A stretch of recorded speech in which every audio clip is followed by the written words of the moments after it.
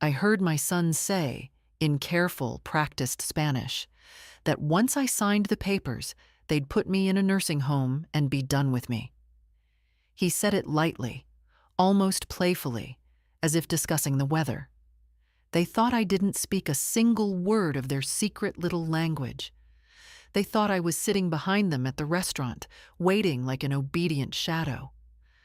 But I understood every syllable, and for a moment, it wasn't my heart that stopped. It was the floor under my feet. I stayed still, the way you do when a doctor gives you a diagnosis you didn't expect, when your mind keeps running, but your body refuses to move. The low hum of conversations around us blurred into something distant, like waves crashing far away. My son leaned closer to his wife, lowering his voice, but not enough. "Just get her to sign," he continued. "Después la metemos allí y ya está. After that, we stick her there, and that's it." He even chuckled. My only child. I had come early for their dinner invitation, wanting to look presentable, wanting to believe the evening meant something. 66 is not old, not yet, but the body feels different, and I'd chosen my clothes carefully, smoothing the sleeves twice before leaving home. I remember how the mirror showed a woman who still stood straight, though her eyes had learned to lower themselves around her son. I never expected gratitude from him, but I didn't expect this. Clara brushed a crumb from the tablecloth and muttered, "She's too stubborn. You'll have to push her a bit." Her Spanish was clumsy, the kind you learn from apps and gossip shows, but clear enough. The house is worth good money, and she won't need it in a home. A home. I suppose people like them think old age is contagious, something they can catch if they let it get too close.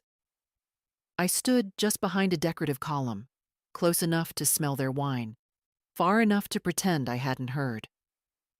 I kept my purse close to my body, as if they might take that too. For a moment, I thought I might faint. But no. Something colder, steadier took hold of me. I realized I wasn't frightened. Not truly. What I felt was a clean, sharp clarity, the kind you get only once in your life and too late for many. My son wasn't a monster. He was simply a man who had stopped seeing his mother as a person, and that, somehow, was worse. I stepped back slowly, letting the soft restaurant music swallow the last of their words. I knew I couldn't let them see my face. Not like this. Not with the sting in my throat and the tight trembling in my hands. They had planned their little evening so carefully. A meal, a signature, a quiet disposal. They didn't deserve the dignity of my reaction. I turned toward the exit, moving with small, deliberate steps, the way I did on winter mornings when the sidewalk was icy. I didn't let myself look at them again. The air outside was warm, unusually warm for spring, and smelled faintly of rain. I walked past the valet, past the blooming planters and the soft yellow lights, until the sound of clinking glasses was far behind me. Only then did I allow myself to breathe, slow, steady, almost calm. I had heard enough, more than enough, and though my knees trembled, my mind was already awakening, one thought forming after another, quiet and precise. They wanted me gone, but I was not done yet. I walked slowly toward the bus stop, though I knew I wouldn't take a bus. I just needed distance. A simple bench under a flickering streetlight felt safer than any table in that restaurant. My legs were trembling, but my mind had never been clearer. Isn't it funny how certain truths arrive? Not with drama, not with thunder, but quietly, like someone finally turning on a light in a dark room you've sat in for years. I sat down and folded my hands in my lap. They still smelled faintly of the lavender soap I used before leaving home.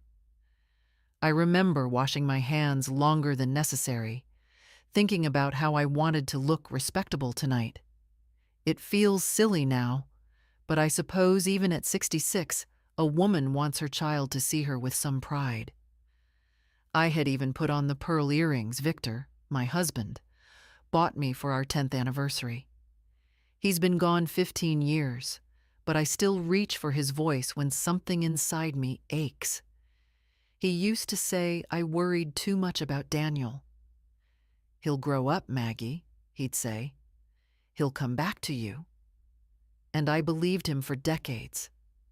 The truth is, I'd known something was wrong for a long time, not the kind of wrong you can point at directly. A quieter kind. Phone calls where Daniel's voice rushed through the conversation as if checking off a chore. Visits where he spent more time on his phone than looking at me. Clara's polite, tight smile that never reached her eyes. The way they talked about my house like it was a temporary arrangement, something waiting to be claimed. I told myself it was stress, work, marriage, life. People grow busy, I said. People grow distant. But I didn't expect them to grow cruel. Cars passed in slow intervals. The evening air thickened with the smell of approaching rain. I traced the edge of my coat, an old brown one with a loose button I had been meaning to fix. My breath came out steady, surprisingly steady, and I found myself thinking back to the moment Daniel invited me. He'd called 2 days earlier. "Mom, we haven't seen you properly in weeks. Let's have dinner. Just you, me, Clara." His voice had sounded softer than usual. I remember feeling such relief. I'd spent that entire morning choosing a dress that wasn't too dark or too cheerful. Nothing that said I was trying too hard. On the drive there, I caught myself hoping for a pleasant evening, just once. Maybe a real conversation. Maybe he'd ask about the new plants I'd put in the garden. Maybe he'd remember. I once had a life of my own, before I became his mother. I imagine that's what hurts most. Not the plan they made, not even the home they spoke of, but the years I spent softening the world for him, holding him when he cried, listening when no one else did, believing that somewhere beneath the roughness of adulthood was still the boy who used to run to me with scraped knees and stories about school. A bus rumbled past, its lights sweeping over the pavement in a long, trembling arc. I realized then I couldn't sit outside forever, gathering pieces of myself under a streetlight. I needed to go home, my own home, the house they wanted me to sign away. I stood up slowly, steadying myself with both hands on the bench, the way older women do when they refuse to admit age has snuck up on them. As I walked toward the main road, I caught glimpses of the restaurant through the branches of the trees. Warm lights, white tablecloths, wine glasses glinting like little trapped stars. I imagined them sitting there now, waiting for me. Clara checking her watch. Daniel rehearsing his lines. Neither of them imagining that I'd heard everything already. The taxi driver who stopped for me didn't say much. A quiet man in his 70s, with silver hair and gentle eyes. I was grateful for the silence. The world felt fragile, like a porcelain dish you don't dare move. I stared out the window as the city passed by. Dim shops closing for the night. Couples walking under umbrellas. A teenager laughing loudly with someone on the phone. Ordinary scenes. And I felt a strange calm wash over me. Almost like grief, but not as heavy. More like the moment after grief, when something firm settles inside your ribs. When the taxi pulled up to my house, I paid and thanked him. My porch light was on, casting its soft glow across the steps. I had forgotten to turn it off before leaving.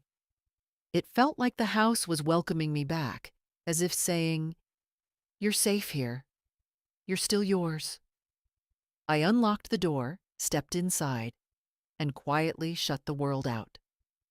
Only then, in the privacy of my dim living room, did the first tear slip down my cheek. Just one. Not from weakness, but from the simple truth I could no longer avoid. My son didn't see me anymore, but I saw him, finally, completely. I didn't turn on the lights right away. The darkness felt kinder, almost protective, wrapping itself gently around me while my mind replayed the voices I had overheard. I stood in the hallway, holding onto the edge of the small table where I kept my keys, letting the familiar smell of home steady me.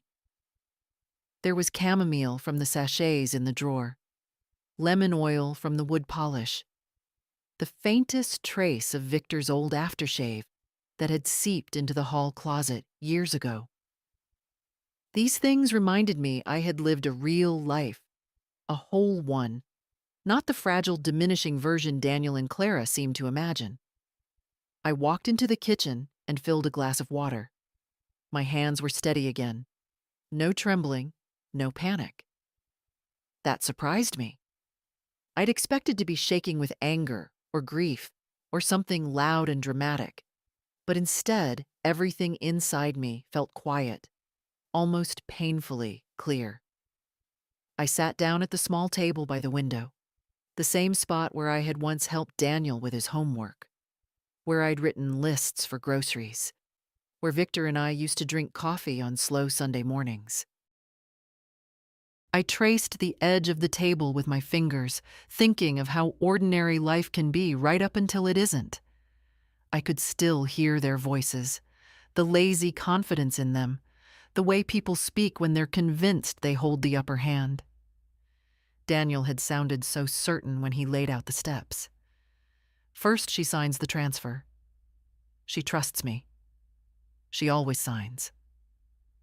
My son, talking about me as if I were a hesitant tenant instead of his mother, and Clara, with her quick little comments, the way she leaned in and said, "Just don't let her think too much. You know how older people get ideas." Ideas. As if I were an empty cabinet that occasionally rattled. I leaned back in the chair, letting the coldness settle under my skin. I wasn't angry at them for wanting the house. People get greedy. People rationalize. They convince themselves they deserve what they want. What hurt, what truly stung, was how comfortable they were plotting the rest of my life. How casually they spoke about putting me somewhere. No name, no thought of dignity, just a vague location to toss me into when I was no longer useful. It made me think of my mother years ago, how carefully she had planned her own later years so she wouldn't become a burden on anyone. She'd saved every penny, made lists, arranged her will, chose a small senior residence she liked. She'd done everything right, but even so, she worried. I remember telling her she didn't have to, because family takes care of one another. And I believed that then. I believed it with the full, foolish confidence of a woman who hadn't yet learned that love can soften, fade, and sometimes warp into something unrecognizable. Outside, a slow rain began tapping against the window, soft and rhythmic. I found myself listening to it, letting its steadiness fill the silence. The house felt heavier than usual, as if holding its breath with me. I thought of Daniel as a boy, bright-eyed, curious, affectionate. He used to crawl into my lap just to sit quietly while I read. I remember his small hand on my arm, how he used to say, "Don't stop, Mom. I like when you read." I don't know when that boy disappeared. Maybe he grew away slowly, a little each year, and I just didn't notice because I was always smoothing the road before him. At some point, I rose and walked into the living room. I turned on one small lamp, just enough to cast a soft glow across the old rug. My reflection appeared faintly in the dark window ahead of me. I looked tired, yes, but not defeated. There was still something firm in my posture, a bone-deep steadiness that age had not taken from me. I sat down in Victor's old armchair and let the silence settle. And then quietly, almost without realizing it, I began reconstructing their entire conversation in my mind, line by line, tone by tone. I wanted to remember every word, not out of vengeance, but because understanding was important. You cannot face a truth halfway. You either see it clearly or you pretend it away, and I wasn't going to pretend anymore. Once she signs, after that, we put her there. You have to push her. She won't need the house. It's the best time. She's getting older. Such small sentences, but they carried the weight of years. Years of me taking the softer path. Years of me giving them the benefit of the doubt. Years of believing that love, mother's love, could outlast disappointment. I folded my hands together and sat still for a long moment. The rain grew heavier, striking the glass in hurried little bursts. Somewhere inside me, something clicked into place with a finality I hadn't felt before. They thought they were planning my future, but they had no idea who I was. Not anymore. Tomorrow, I would begin planning theirs. I didn't sleep that night, not from fear and not from shock, but from a strange new alertness, as if something inside me had finally opened its eyes. I sat in the quiet living room until the rain stopped, listening to the soft ticking of the old wall clock. It was a familiar sound, steady and patient, one I'd grown so used to that I rarely noticed it. But that night, it felt different. Each second seemed to say, "You're still here. You're still yours. You have time left and you'll decide what to do with it." Around 2 in the morning, I made a cup of mint tea, the mild, comforting kind I drink when sleep refuses to visit. I wrapped my hands around the warm mug and walked to the window. The street was empty, washed clean by the rain, the pavement glistening like polished stone.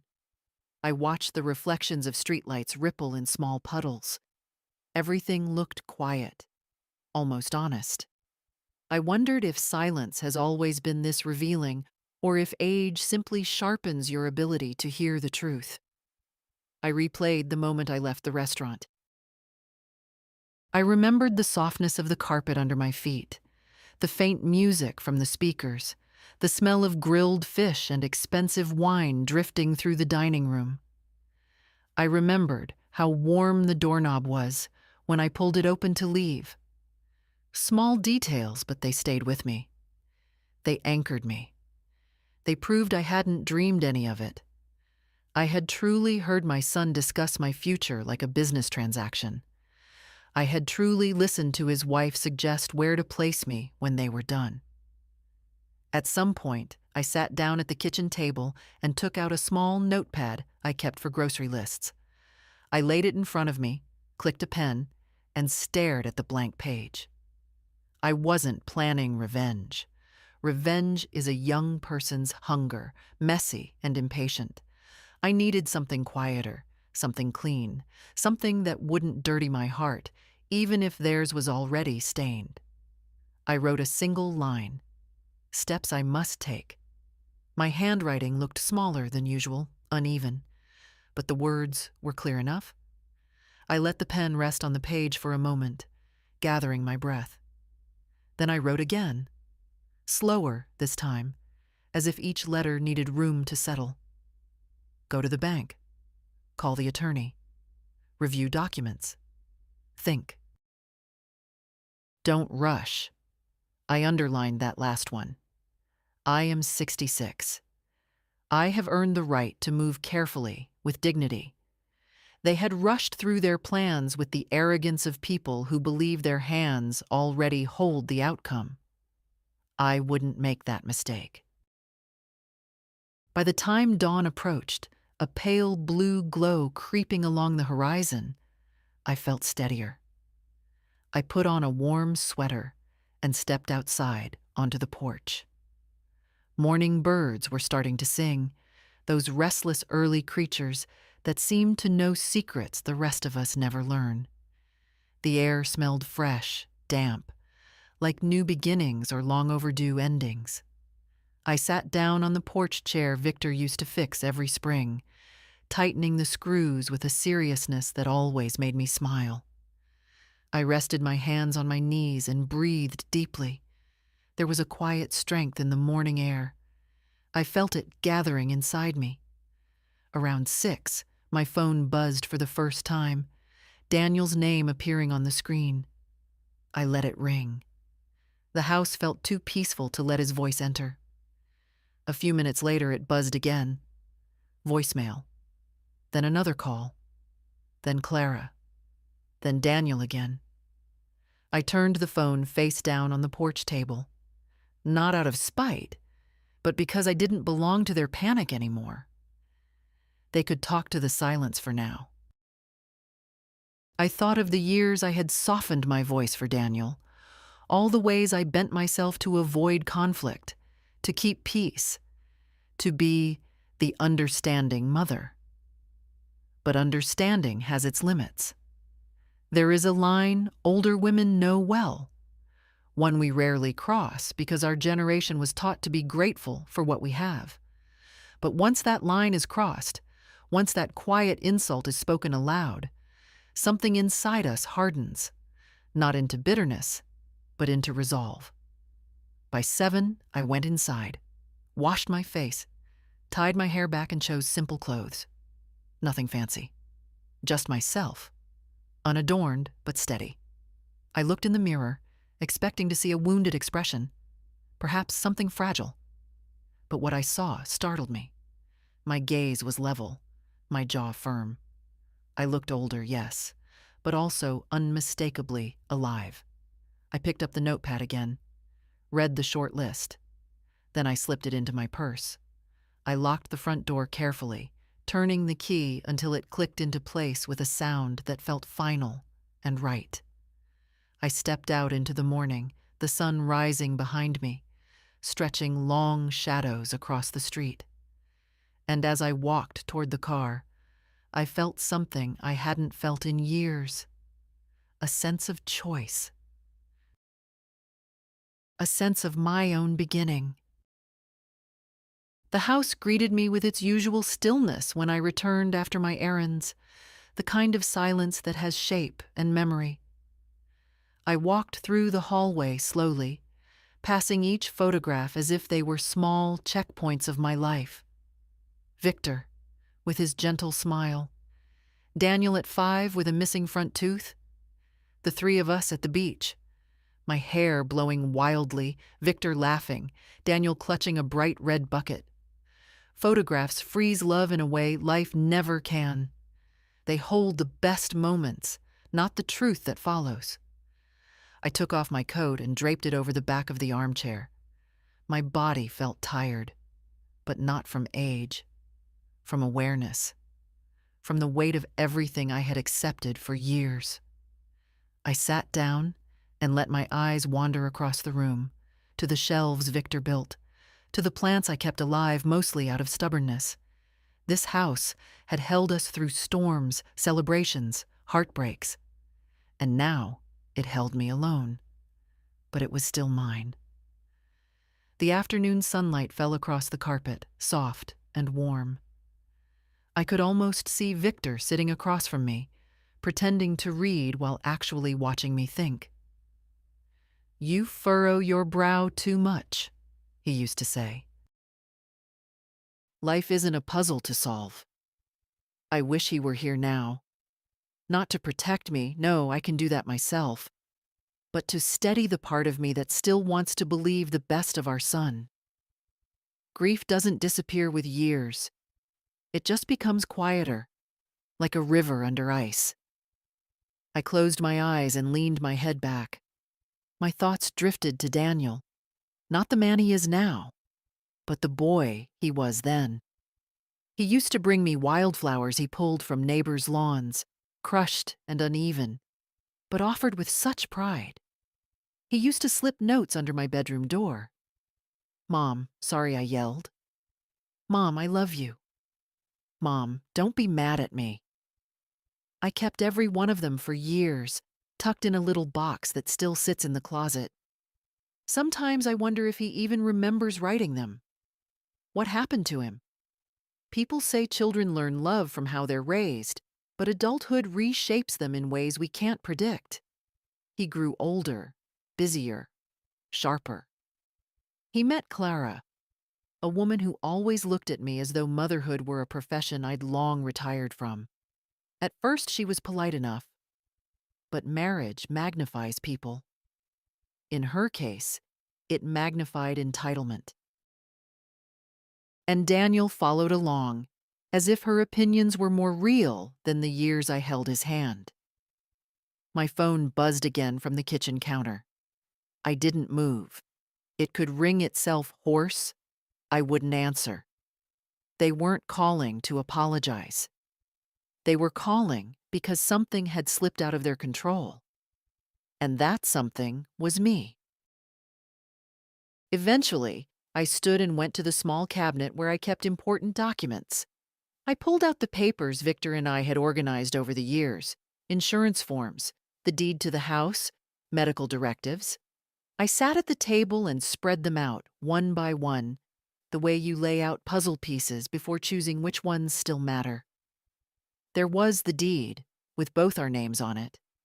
His handwriting on the original signature line was bold and steady. Mine was thinner, more careful. I touched his name lightly with my fingertips. The house was never meant to be a bargaining chip. It was the nest we built together. And now it was the target Daniel and Clara felt entitled to. I stacked the documents into neat piles. Some would need reviewing, others replacing. I'd already taken the first step by removing Daniel's access. But this was about more than banks and papers. This was about reclaiming ownership of myself, the part they assumed would always be pliable. The clock chimed softly from the living room, afternoon slipping toward evening. I made myself a cup of tea and stood at the window. The garden looked a little wild. Some weeds creeping through the flower beds, the rosemary bush growing sideways. I should tend to it, I thought, but not today.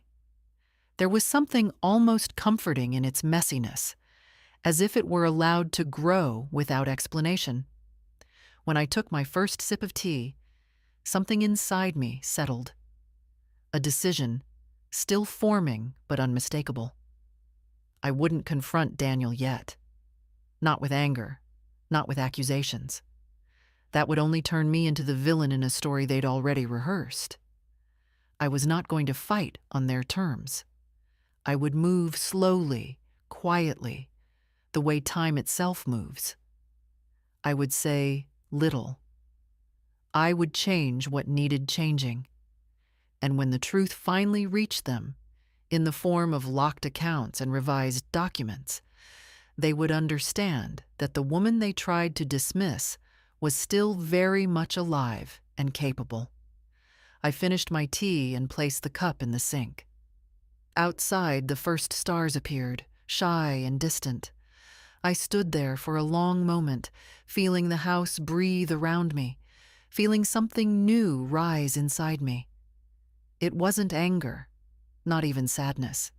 It was a kind of strength I thought I'd lost years ago. The phone began ringing again just as I was rinsing my teacup. I let the sound echo through the quiet kitchen, a long, sharp vibration that felt strangely disconnected from me. Once, a call from Daniel would have sent me hurrying, wiping my hands, softening my voice before answering. Now the sound felt like a neighbor's television, background noise, irrelevant to the room I occupied. I dried the cup slowly, set it upside down on the rack, and wiped my hands on a dish towel. Only when the ringing stopped did I glance at the phone. 7 missed calls. 3 from Daniel, 2 from Clara, 2 from an unknown number I suspected was hers using someone else's phone. It amazed me how quickly panic can make people resourceful. They weren't worried about me. They were worried about whatever story they had planned crumbling before it began. I turned the phone face down again and walked into the living room. The house was dim, holding the kind of silence that feels old and knowing. I sat in Victor's armchair, sinking into the familiar cushion. A long sigh escaped me, less a sound than a release. I hadn't realized how tightly I'd been holding myself since the restaurant. Now, in the stillness, memories came in soft waves. I remembered Daniel at 13, lanky and shy, knocking on our bedroom door late one evening after a fight with a friend. He sat on our bed, knees pulled to his chest, voice trembling as he told us what happened. Victor listened with that patient half-smile of his, and when Daniel finished, he squeezed our son's shoulder and said, "You don't win friends by holding power over them. You win them by being decent." Daniel nodded solemnly, as if absorbing a lesson he would never forget. But life has a way of sanding down even the best teachings. Somewhere along the way, decency had become negotiable for him. The phone buzzed again, this time a voicemail. I ignored it. Something inside me resisted the idea of hearing his voice too soon. I wasn't prepared for the excuses, the half-truths, the tone he used when he needed something. I knew that tone well. It always began gently, then frayed into frustration, then hardened into blame. Tonight, I wouldn't give him the stage to perform on. Instead, I reached for the small wooden box on the side table, the one where I kept photographs and old letters. I opened it carefully. Inside were pieces of a different life. Birthday cards Daniel made in school, Victor's notes from our grocery runs, tiny mementos only sentimental people keep. I lifted a folded paper with Daniel's childish handwriting. "Mom, sorry I broke your cup. I'll be better." I smiled, a tired kind of smile. Children always promise to be better before they know what it means. I placed the note back in the box and sat quietly for a long moment. The past and present lay together in uncomfortable contrast, like two photographs taken in the same room years apart. I couldn't force them to match. Another voicemail, then another. Eventually, curiosity tugged at me, gentle but insistent. I picked up the phone and held it loosely, as if it might burn if I gripped it too hard. I didn't press play. I simply stared at Daniel's name, the little icon showing he had tried again and again. It struck me how desperate people became when their plans didn't unfold the way they expected. He wasn't calling out of affection. He was calling because he felt me slipping out of his grasp. I set the phone down without listening. If I allowed his voice into my home now, I would wobble. Not because I believed him, but because mothers are wired to hope. Even at 66, with clarity hard-won and overdue, a mother's heart still wants to give her child one more chance. I couldn't afford that. Not yet. Perhaps not ever. The house was growing dark, but I didn't reach for the lights. Instead, I let the dusk gather in the corners, softening edges, calming me.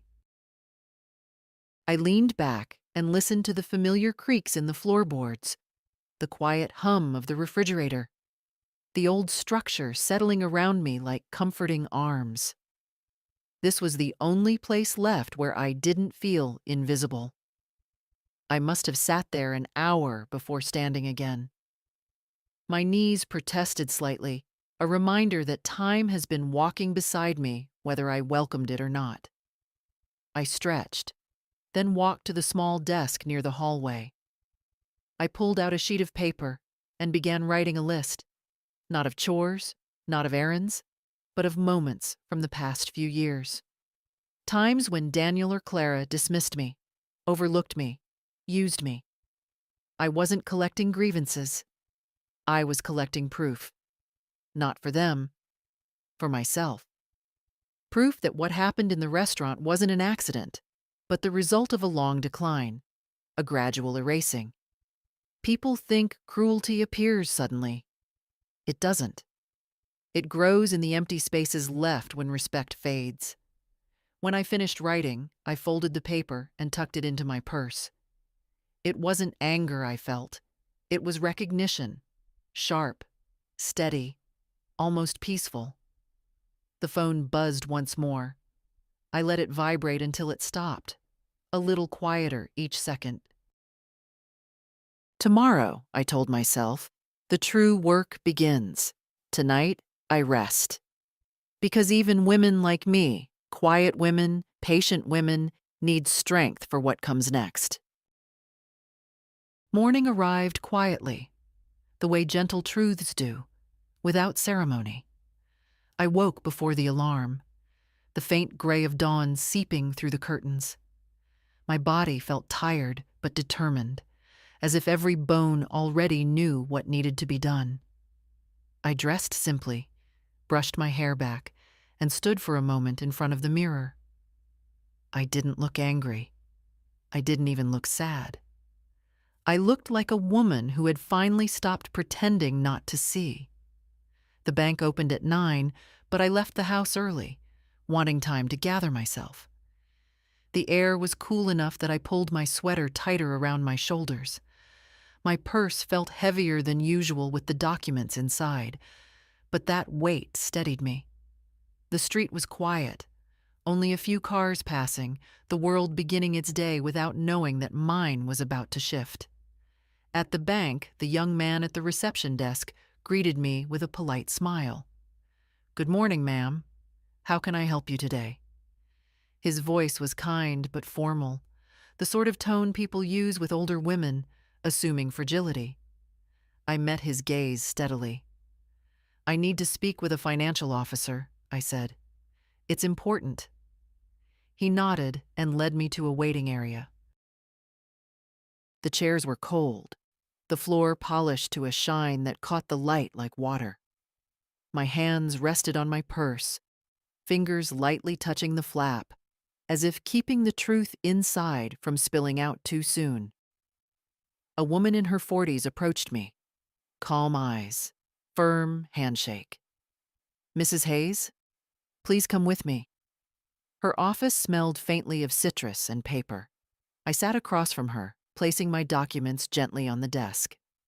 "How can I assist you today?"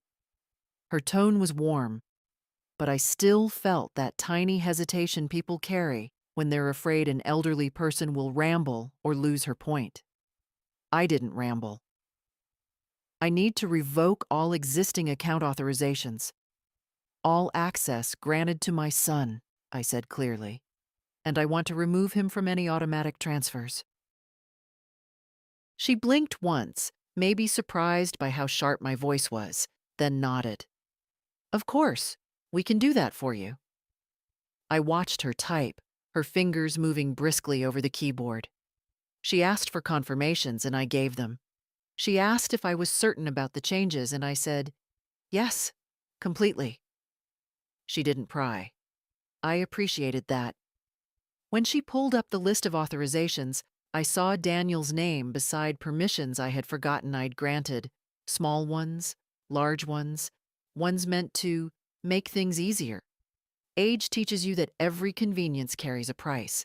She highlighted them one by one, then looked at me. "Shall I remove all?"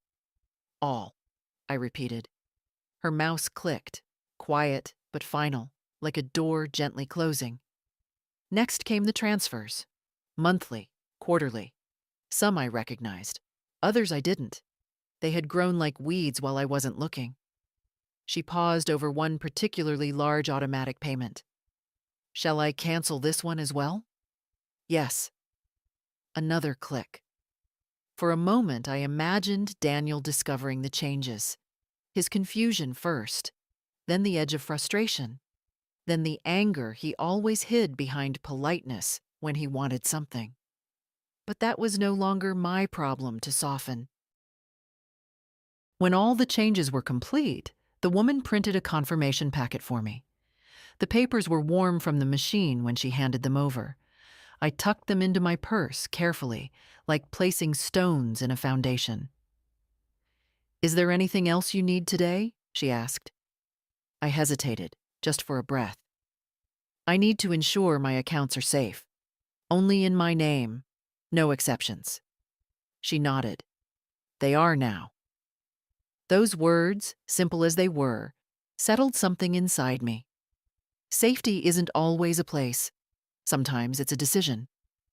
I thanked her, left the office, and stepped back into the morning sun. The light felt different on my skin, warmer, steadier. I stood on the sidewalk for a moment, breathing in the cool air, feeling a quiet pulse of strength beneath my ribs.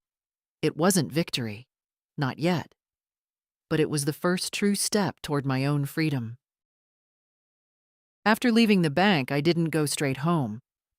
My steps turned almost on their own toward the small law office 2 blocks down, the one with the brick facade and the maroon awning I'd passed 100 times, but rarely entered. I had been here once years ago with Victor, finalizing something simple. It felt different now. Back then, the future still seemed wide and safe. Today, it felt more like a narrow hallway, quiet, dim, but mine to walk. Inside, the air smelled faintly of old books and lemon oil. A receptionist with soft gray hair looked up and offered a gentle smile. Good morning. How can we help you? I need to speak with an attorney, I said. It's regarding my will and some changes to personal documents. She nodded as though she understood more than I'd said. Older women have a way of recognizing each other's quiet emergencies. She led me to a small waiting area, but before I even sat down, a door opened and a man stepped out. Mid-50s, glasses low on his nose, tie a bit crooked in a way that suggested he adjusted it without caring if it was perfect. Mrs. Hayes? He asked. I'm Attorney Sullivan. Please come in. His office had the comfortable clutter of a man who did honest work. Papers stacked neatly, not meticulously. Books arranged by usefulness, not beauty. I sat down, setting my purse on my lap like a shield. How can I assist you today? He asked, folding his hands. I took a breath, long, steady. I need to revise my will, substantially, and I need information on establishing a trust. Something secure, something no one can tamper with. His brows rose subtly, but he didn't ask why. Good attorneys don't pry unless you want them to. All right, he said. Let's start with the will. What changes? I hesitated only a moment. My son is to be removed from it. He didn't flinch. Perhaps he'd heard this before. Parents betrayed, children grown careless. He simply nodded and wrote something on a yellow legal pad. And the trust? Whom would it benefit? That part came easier. My granddaughter, I said. Emily. She's the only one I trust. The only one who visits because she cares. Sullivan's expression softened. A revocable or irrevocable trust. Irrevocable, I said without wavering. It must be ironclad. He nodded with approval. That will protect your assets entirely. Once established, they cannot be claimed by anyone else. Anyone else. That was the phrase I needed. He explained the process. Paperwork, notarization, transfer of properties and accounts. I followed every word. Age may slow the body, but it sharpens the mind when life demands it. When he asked for the reasons behind the urgency, I simply said, "My son has made some plans for my future without my consent." A shadow crossed his face, the kind that comes from witnessing too many ordinary tragedies. "I see," he said quietly. "Then yes, this is the right course." He collected the necessary forms, sliding each one toward me. I signed with a steadiness that surprised even me. My signature looked different now, firmer, less forgiving. As he organized the documents, he said, "This will give you full control, Mrs. Hayes. Your son will have no legal access to your home, accounts, or personal affairs." Control. I hadn't realized how much I'd surrendered over the years, piece by quiet piece, like handing over stones from a wall until nothing stood between me and the world. When everything was complete, Sullivan stood and walked me to the door. "If you need anything else, call me. And please, take care of yourself." His voice wasn't professional then. It was human. I appreciated that more than I expected. Outside, the day had warmed, sunlight pooling on the sidewalk like gold. I stood in it for a moment, letting it touch my face. My purse felt heavier now with the new documents, the future tucked carefully inside. On the walk home, I passed a small cafe where people sat with their laptops and tall cups of coffee. I used to stop here with Daniel when he was young. Hot chocolate for him, tea for me. He would press his cold hands against mine, laughing as if he could melt winter. I paused by the window now, watching strangers chatter and stir sugar into their drinks, and felt a pang of something, not regret, not grief. Something lighter, though it hurt all the same. Back home, I placed the documents on the dining table, smoothing the edges with my palm. Each piece of paper felt like a brick in a new foundation, a way of saying, quietly but firmly, "I decide my life." My phone buzzed in the other room. Daniel again, persistent, nervous. I didn't move to answer. Let him wait. Let him wonder. Because for the first time in years, I wasn't drifting through decisions.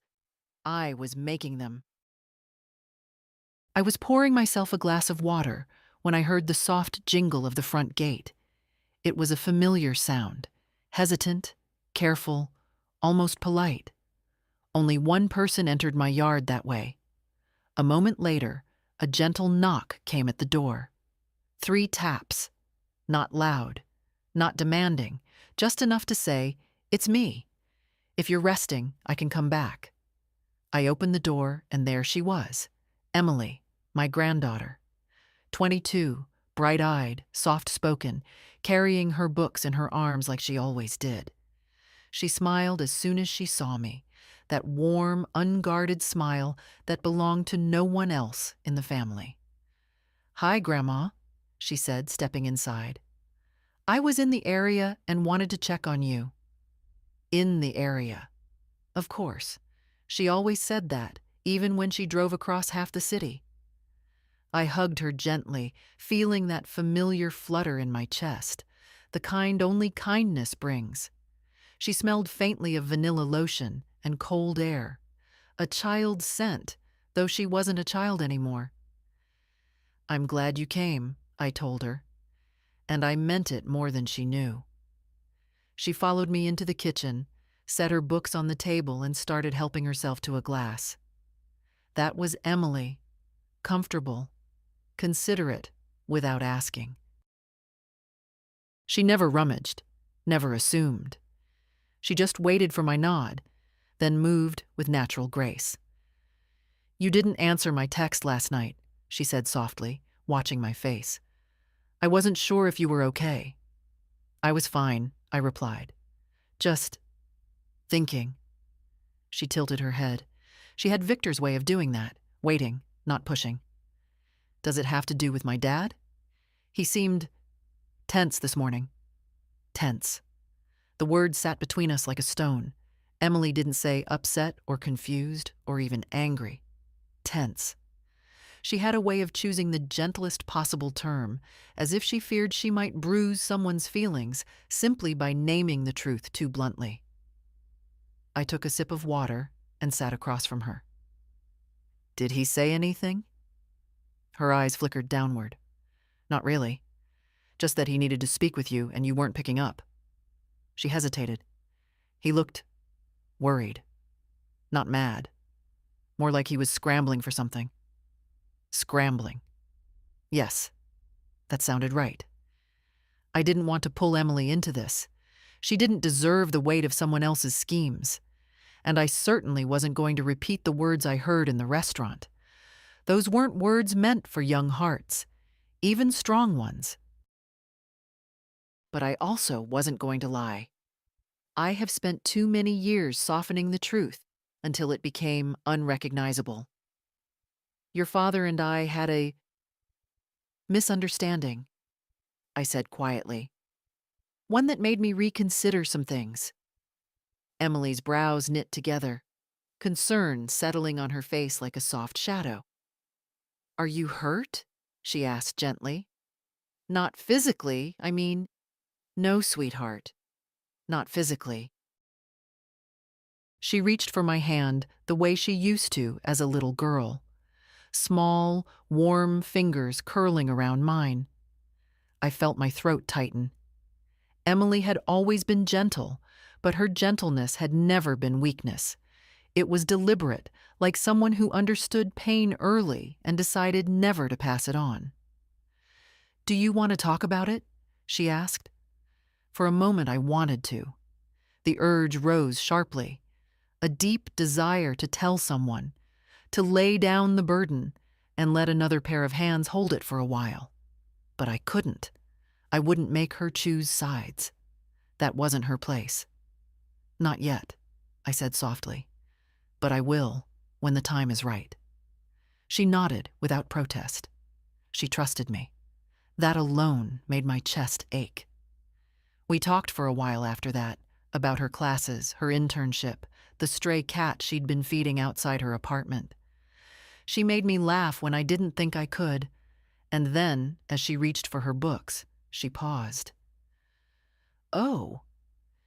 She pulled a small bag from her backpack. I brought you these. Lemon cookies from the bakery near campus. I know they're your favorite. I stared at the simple little bag in her hands. No celebration. No occasion. Just a granddaughter thinking of her grandmother on an ordinary day. The kind of gesture that doesn't make noise but leaves marks anyway. Good ones. Thank you, I whispered. You're very thoughtful. She shrugged, smiling. You've always been thoughtful to me. When she left, she hugged me tightly, holding on longer than usual. Maybe she sensed something shifting in the air. Maybe she always had been more perceptive than the rest of them. Or maybe she simply loved me. After the door closed, I stood at the window watching her walk down the path. Her steps were light, unburdened. She didn't look back. She didn't need to. She trusted I was still standing there. And I was. When her figure disappeared around the corner, I turned back into the quiet house. Her presence lingered like warmth on my skin, a reminder of something I still had, something worth protecting. If Daniel believed he could discard me like an old coat, he didn't understand one thing. A woman is never weaker when she stands alone, only clearer, only freer. And after seeing Emily, I knew with absolute certainty whom my future belonged to. The house grew silent again after Emily left, but it wasn't the same kind of silence I'd been sitting with for days. Her presence lingered, warm, steady, like a hand still resting on my shoulder. I stood in the living room for a moment, letting that warmth settle inside me. It softened the sharpness of everything else, but it didn't erase it. Nothing could. I was heading toward the kitchen to make tea when the phone vibrated on the counter, loud, insistent. Daniel again. I stared at the screen, watched his name pulse like some warning light. For a second, I considered turning the phone off altogether, but something stopped me. A small, strange curiosity. I wanted to hear the tone he was using now. Not the words, those I could predict, but the tone. The call stopped. Then immediately came another, then another. I let them ring out. After the fourth one, a message appeared. "Mom, please answer. It's important." I didn't. Instead, I made my tea. Honey, a slice of lemon, the simple comforts of my age. I sat at the table, cupping the steaming mug, the warmth seeping into my palm like a quiet reminder that my life still belonged to me. Then, just as I lifted the cup, the phone rang again, sharper this time, as if the device itself were growing impatient. A sigh left my lips before I could stop it. Not fear, not dread, just tiredness. I picked up the phone and held it in my hand.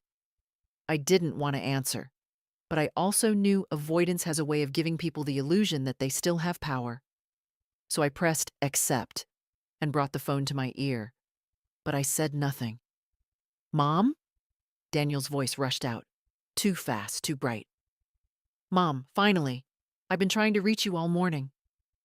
I stayed quiet, not to punish him, to let him feel what silence really means. "Are you okay?" he asked, but the question was brittle, not concern, assessment. "You didn't show up last night." Clara was worried. I almost laughed. Worried. Yes, I'm sure she was. Worried about signatures, documents, schedules. Not me. "I'm fine," I said finally.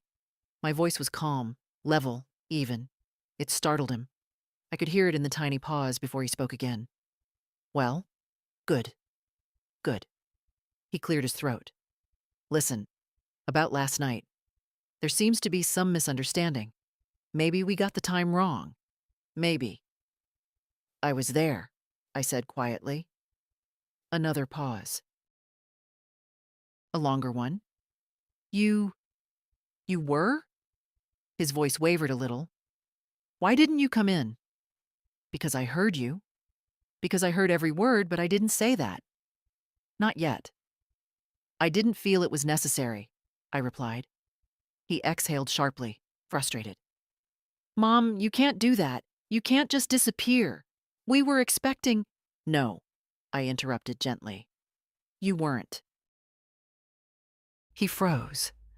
I heard it in the silence, stretching down the line, the moment when someone realizes the foundation of their lie is cracking. "I don't understand what you mean," he said finally. I almost admired that, his ability to pretend confusion when the truth sat between us like an open suitcase with all the contents spilling out. "You don't need to," I said. "Not right now." He breathed in sharply, the sound tight with irritation. "Look, if this is about the house—" There it was, the word that always slipped out when he stopped performing. "The house is fine," I said. "It's safe." Another pause. He heard that word, safe, and it rattled him. "What does that mean?" he asked. "It means you don't need to worry about it anymore." "Mom," he said in that tone he used when he thought he could steer me with a softer voice, "I'm just trying to help." "You're trying to help yourself," I answered, still calm. "I know the difference." That stunned silence again, like he had stepped into a room he thought was empty and found me standing there with the light on. His voice came back, sharper this time. "Did someone put ideas in your head? Emily?" "Did she say something?" "Leave her out of this," I said, and my voice lifted. Not loud, but with a firmness that surprised even me. He huffed, irritated. Mom, you're acting strange. This isn't like you. No, I said softly. This is exactly like me, when I've stopped ignoring what I see. He didn't know how to answer that. I could feel him groping for footing, reaching for the familiar tools: guilt, worry, exasperation. But none of them worked tonight. Finally, he said, "We need to talk. In person." "I'm not ready," I replied. "Mom?" I ended the call. Not abruptly, not angrily, just firmly. A period at the end of a sentence. I set the phone down and wrapped my hands around my tea again. The warmth returned to my palms, steady and grounding. My son had always believed he could shape me with his voice. Tonight, he learned silence can shape a person too. The quiet after I ended the call was almost soothing. I stood there for a moment, breathing slowly, letting my pulse settle. But I knew Daniel wouldn't be the only one reaching out. Clara had a different way of handling panic. Sharper, faster, more precise. If Daniel used guilt like a net, she used pressure like a blade. It didn't take long. The phone rang again, this time with her name on the screen. I didn't pick up. I placed the phone on the counter and let it buzz against the wood. A small, nervous sound. It rang a second time, then a third. By the fourth, silence fell. I almost believed she'd given up. Then came the voicemail. I pressed play, leaning back against the counter. "Margaret," she began. Never mom, never mother, always Margaret, as if keeping me at arm's length were some quiet triumph. Her voice was smooth, too controlled. "I'm trying to understand what's happening. Daniel is upset. You're not answering. And we really need to clear up some confusion." Confusion, a careful word, a word people use when they want to soften intentions that were never soft. She continued, her tone tightening. "It's not reasonable to shut us out like this. We're your family. Whatever is going on, we should be talking about it directly. You were supposed to be at dinner. We were going to discuss some things that matter to all of us." I closed my eyes. Discuss some things. Yes. I remembered her leaning toward Daniel, whispering in Spanish that he just needed to push me. The memory settled like a stone in my stomach. Clara's voice shifted then, lighter, sweeter, the way people talk when they're sure they're the cleverest one in the room. "If you're confused about the paperwork, Daniel can explain everything. He's only trying to help. You know that, right?" I opened my eyes, staring at the small pattern of scratches near the sink. That tone, condescending wrapped in concern, was always harder to swallow than outright cruelty, because it asked me to doubt myself, to shrink, to be grateful for the hand pressing on my shoulder. The voicemail ended with a final attempt at softness. "Please call us back. It's important." I didn't. I stood there a while, listening to the hum of the refrigerator, the distant sound of a dog barking somewhere down the street. Age gives you an odd gift. You learn to hear not just words, but the shape of the silence behind them. Clara's silence wasn't worry. It was frustration, a tightening coil of losing control. I poured myself another glass of water, letting the coolness settle the heat rising in me. Not anger, a boundary that had taken 66 years to grow. The phone rang again. No voicemail this time, just ringing, insistent, demanding. I let it go. When it finally stopped, relief spread through me like warm light. Then came the text. "We're coming over." This is ridiculous. Of course they were. I placed the phone down gently, almost tenderly. I didn't feel fear. I didn't feel dread. Just a quiet understanding of what was coming. That moment every woman eventually faces when she must stop being polite and start being clear. I walked into the living room and sat down in Victor's chair. The house was dim, except for a soft glow from the lamp.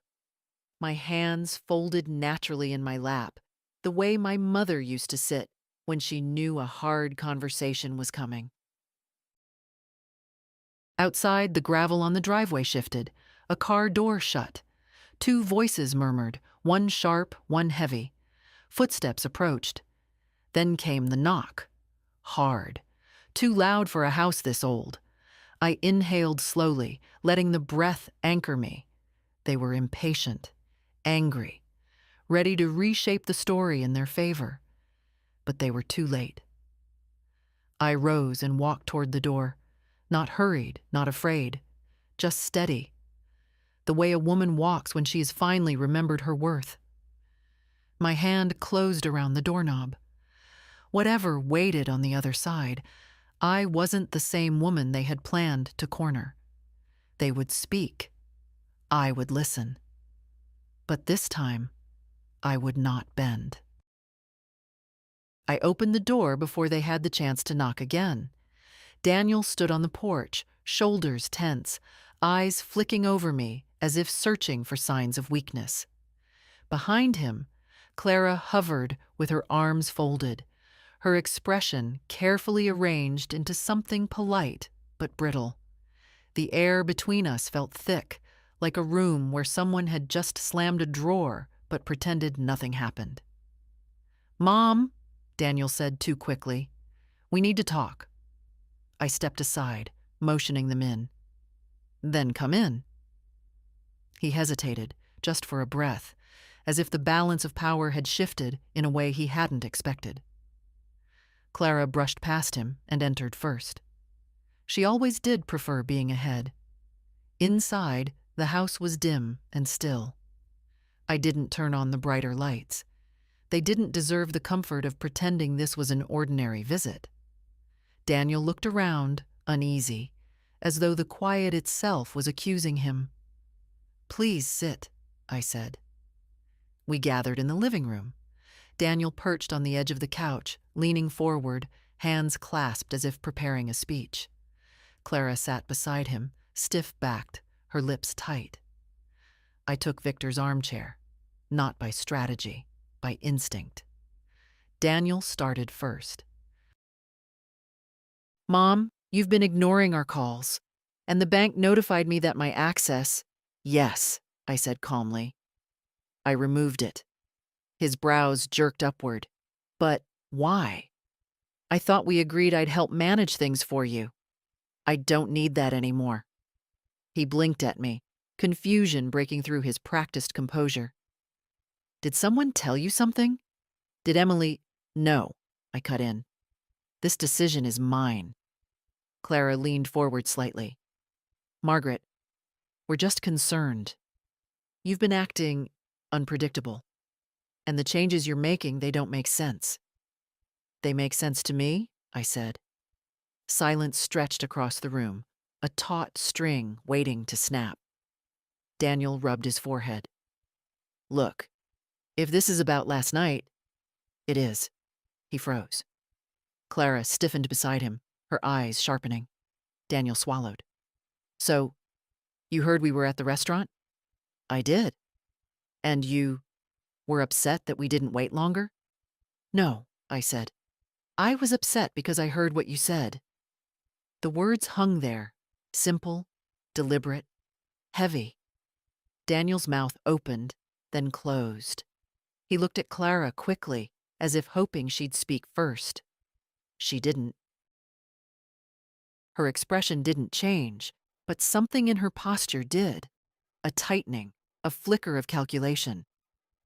"Mom," Daniel said softly, choosing his words with painful care. "I think you misunderstood." I didn't. The quiet that followed felt like a wall dropping between us.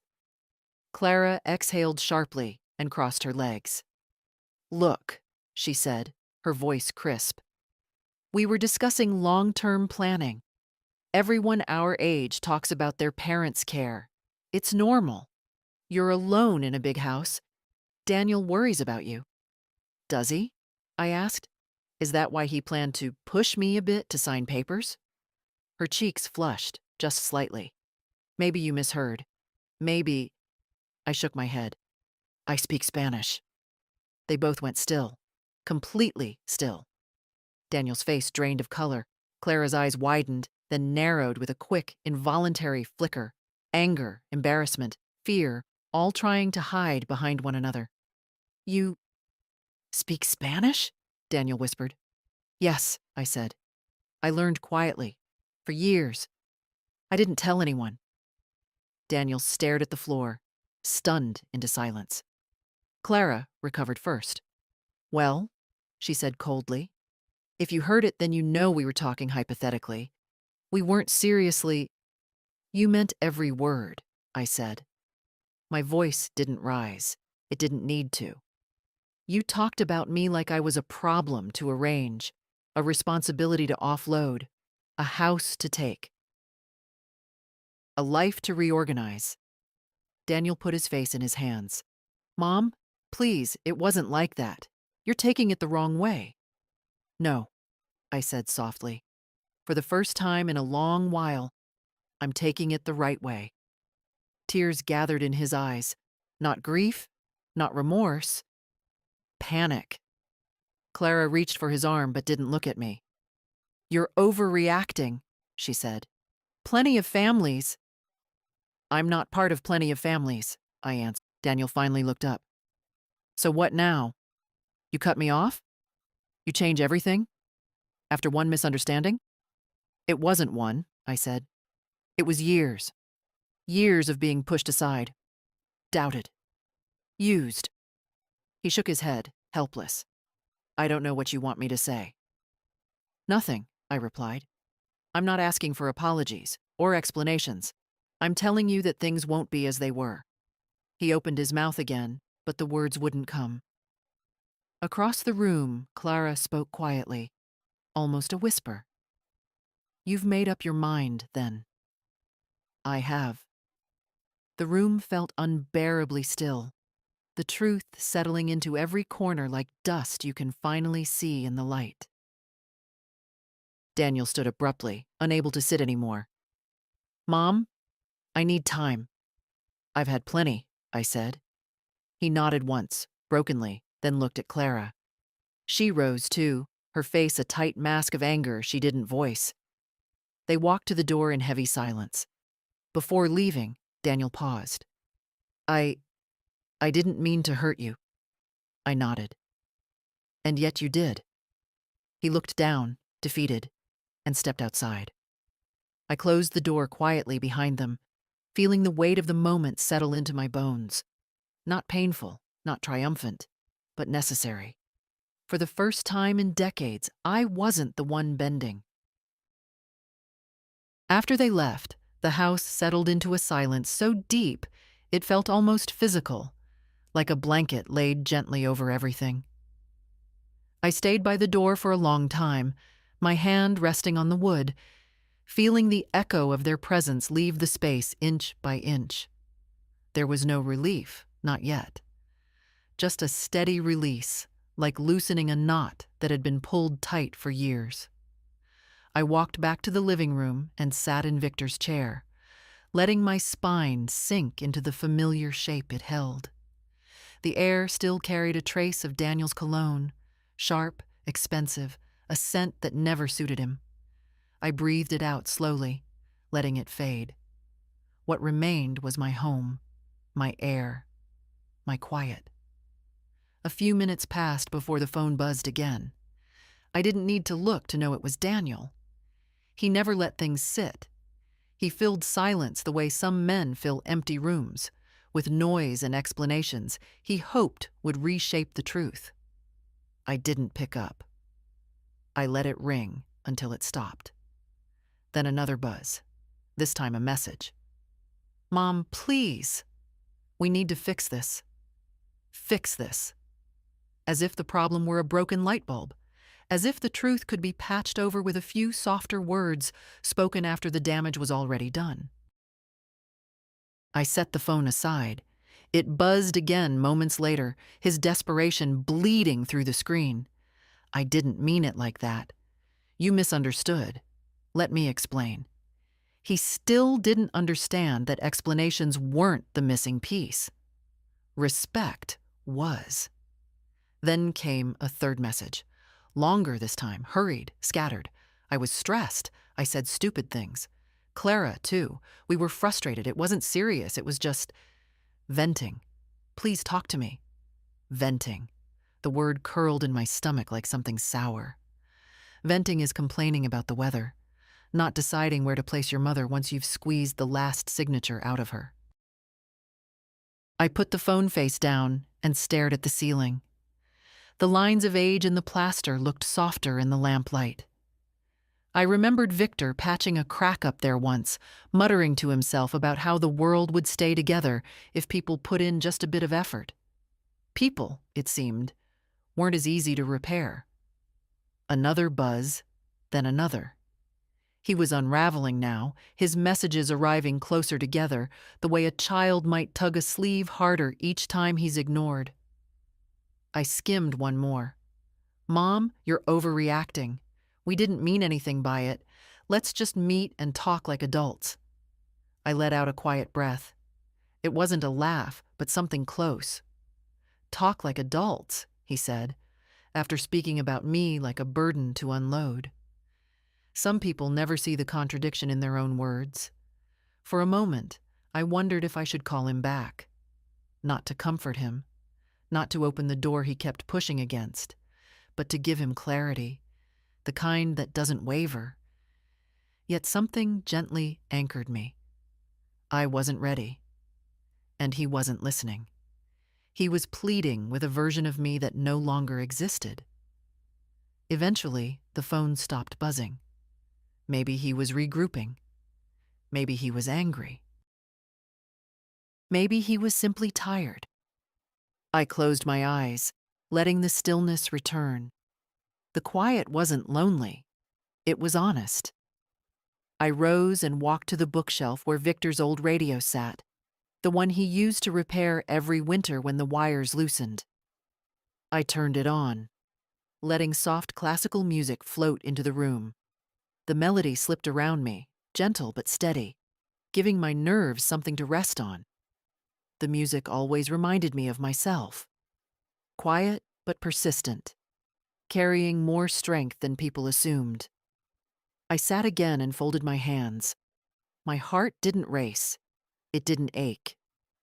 I felt something firmer, something older, settling into place. The understanding that no matter how Daniel tried to frame things, the truth had already happened. He had shown me who he was, and I had finally believed him. The night deepened around the house, but I didn't feel small in it. I felt rooted, like a tree that had survived too many storms to fear the next gust of wind. For the first time in a long while, I knew exactly where I stood, and exactly where he no longer did. The next morning came with a pale, washed-out light, the kind that slips quietly into a room without asking permission. I had slept better than I expected. Not deeply, not peacefully, but enough to let my mind settle. I moved through the house slowly, opening curtains, warming the air with little familiar gestures.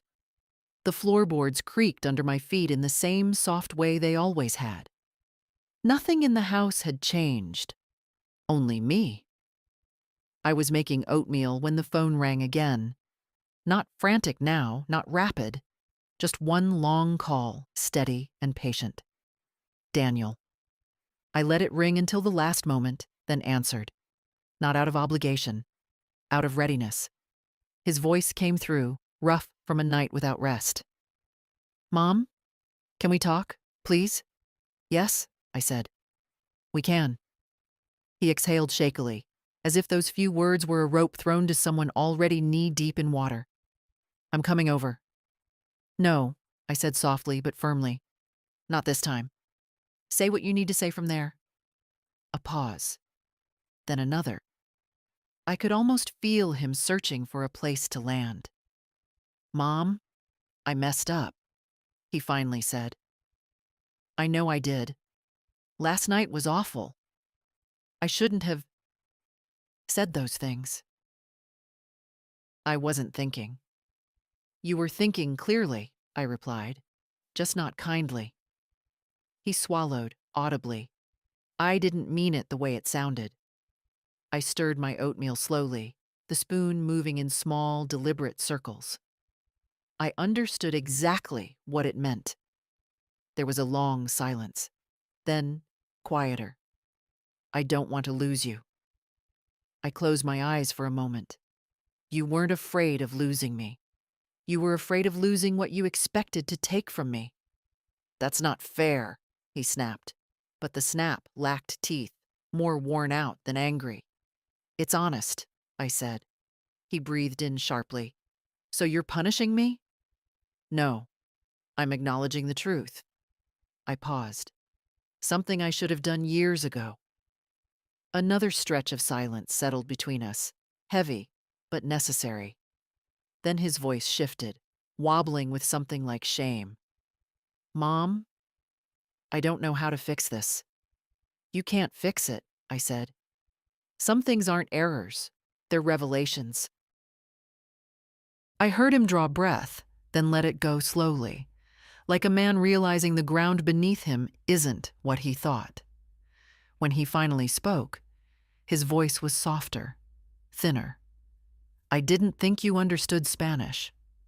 I know, I replied. That's why you spoke freely. He whispered something I couldn't catch, maybe a curse at himself, maybe a plea no one could grant. I continued, my tone calm, not cruel. You planned my future without me. You spoke about my home as if it were already yours. You discussed where to place me as if I were a package that needed storing. I paused. That wasn't a mistake, Daniel. That was who you've become. His breath hitched. I was stupid. Please understand. I understand perfectly, I said, and understanding changes things. The line went quiet, the way a room feels when the last person has run out of excuses. Finally, he whispered, Is there anything I can do? Yes, I said gently. You can let me make my own decisions. You can stop planning my life. And you can accept that I've taken back what's mine. He didn't respond right away. When he did, his voice shook. So that's it? For now. He sniffed, a small, raw sound I hadn't heard from him since he was a child. I'm sorry, Mom. I let the apology hang there. I didn't reject it, but I didn't cradle it either.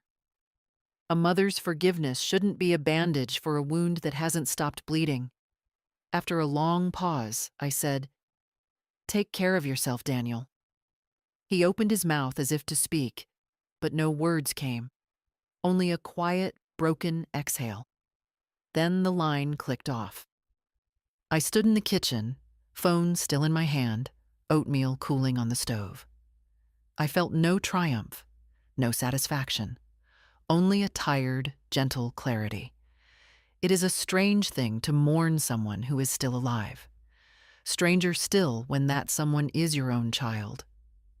But mourning doesn't mean ending. It means accepting what is and protecting what remains. I set the phone down, poured my oatmeal into a bowl, and sat at the table. The morning light had grown brighter now, softening the room. I wasn't alone. I was simply free. The afternoon settled slowly over the house, warm and soft, like a shawl drawn around my shoulders. I opened the back door and stepped into the garden, the air carrying that faint scent of damp soil and rosemary. The world felt calmer today, lighter even. Not because anything had been fixed, but because I had finally stopped fighting myself. I walked along the small stone path Victor laid down years ago, each step steady, each breath unhurried. Birds called from the hedges, their voices bright and sharp, unconcerned with human disappointments. I reached my favorite wooden chair under the old maple tree and sat, letting the sun warm my face. It felt good, simple, honest, undeserved by no one. I brought out the small radio I keep in the drawer by the back door. Victor bought it for me on our 20th anniversary. He had laughed and said, "You love stories in every language. You'll find more if you look." I didn't know then how true that would become. I turned the dial until a familiar Spanish station filled the air with soft voices and gentle guitar notes. The language washed over me comfortably, a quiet reminder that secrets can become strengths when carried patiently. For a long moment, I simply listened. The voices on the radio rose and fell, warm and melodic, wrapping around me like a calm I had earned. I wasn't thinking about Daniel, not about the things he said or the apologies he fumbled through. I wasn't thinking about Clara or houses or signatures or plans made behind my back. I was thinking about myself, my hands in the sun, my breath steady, my future mine again. The garden rustled with a soft wind, leaves shivering lightly as if whispering something kind. I closed my eyes, letting the world blur into color and sound. For the first time in many years, I felt no weight on my chest, no tightness, just a quiet strength that belonged to me alone. Later, I went inside and sat at the small writing desk in the living room. I took out a blank sheet of paper and wrote a short letter to Emily. Not about what happened, not the details, not the ugliness, just the truth she deserved, that she is loved, that she has always been a light in my life, and that some things in this world must be protected carefully. I signed it, folded it, and tucked it into the drawer she always opens when she visits, the one where I keep the chocolate she thinks I don't notice her stealing. When I was done, I sat back and looked around the room. My home, my choices, my life. I felt no bitterness, only a quiet certainty that dignity is something you can reclaim at any age, even when the world tries to take it from you piece by piece. I turned off the lamp, letting the softer evening light fill the room. Outside, the maple leaves glowed gold at their edges. The radio continued playing in the background, a woman's warm voice speaking slow Spanish I understood without effort. I smiled to myself, a small, private smile. I had lost nothing that mattered. I had simply remembered who I was. And if my years have taught me anything, it's this: a woman is never too old to choose herself. If you felt something in this story, if it echoed a corner of your own life, I'd be grateful if you'd stay or leave a few words. Stories live longer when someone whispers back to them.